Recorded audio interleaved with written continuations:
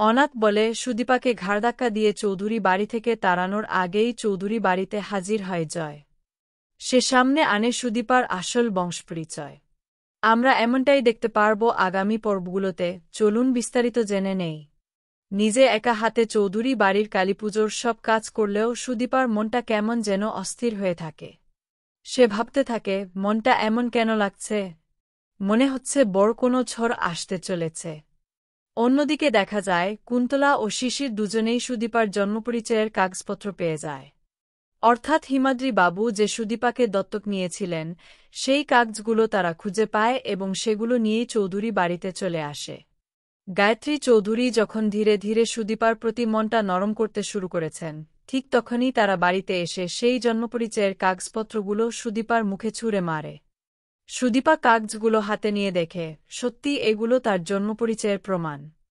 হিমাদ্রি বাবু তাকে দত্তক নিয়েছিলেন, এটা অকাথ্য সত্যি। পিসির কাছে জানতে চাইলে পিসিও সব সত্যি বলে দেয়, আড়াল করার কোনো জায়গা থাকে না।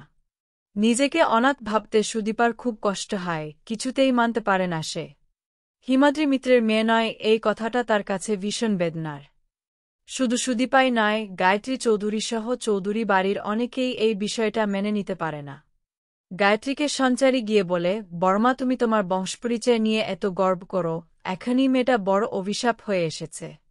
তুমি ওকে বাড়িতে জায়গা দেবে, ওকে বাড়িতে থাকতে দেবে? এতে তোমার পরিবার ধ্বংস হয়ে যাবে, তোমাদের সংসারে অমঙ্গলের ছায়া পড়বে। বড়মা ভাবতে থাকে, গুরুমা তো বলেছিলেন এই মেয়েটি সংসারে অশান্তি ডেকে আনবে, সবার ক্ষতি করবে। তাই গায়ত্রী চৌধুরী সুদীপাকে বলেন, মায়ের পুজো শেষ হলে তুমি এই বাড়ি ছেড়ে চলে যাবে। এই বাড়িতে তোমার কোনো জায়গা নেই। সুদীপা শান্তভাবে বলে, আমি এখনই বাড়ি থেকে বেরিয়ে যাচ্ছি, কারণ আমি আপনার পরিবারের নিয়মনীতি ভাঙতে চাই না। আর যেহেতু আমি অনাথ, তাই আমি এই পরিবারের বউ হওয়ার যোগ্য নই। এরপর সুদীপা চোখের জল ফেলতে ফেলতে বাড়ি ছাড়তে উদ্যত হয়। আদিত্য সুদীপার হাতটা চেপে ধরে বলে, দাঁড়ান সুদীপা, কোথায় যাচ্ছেন? আপনি আমার স্ত্রী, আমি আপনাকে অগ্নিসাক্ষী করে বিয়ে করে নিয়েছি, আপনার একমাত্র পরিচয় আপনি আমার স্ত্রী। কিন্তু আদিত্য যতই বলুক না কেন সুদীপা বলে, আমি চৌধুরী না, আপনি তো আমার বাবাকে দেওয়া কথা রাখতে আমাকে বিয়ে করেছিলেন, এখন তো সেই বাবা আমার নিজের বাবাই নন, আমি তার কন্যা নেই, তাহলে আপনার কথার আর কোনো দায় নেই।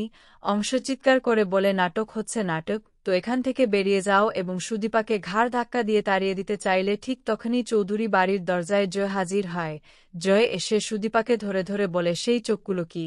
যেন একদম বৌদি, কি বলছে বলতে পারছে না, সবাই কিছুই বুঝতে পারছে না। সুদীপা জিজ্ঞাসা করে, আপনি কাকে খুঁজছেন?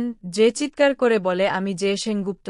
আর যে আপনি অনাথ বলে বাড়ি থেকে বের করে দিচ্ছেন, সে আসলে আমাদের সেনগুপ্ত বাড়ির মেয়ে, সূর্য সেনগুপ্ত এবং দীপা সেনগুপ্তের নাতনি। ওর বংশপরিচয় আছে এবং আমি তার দাদা।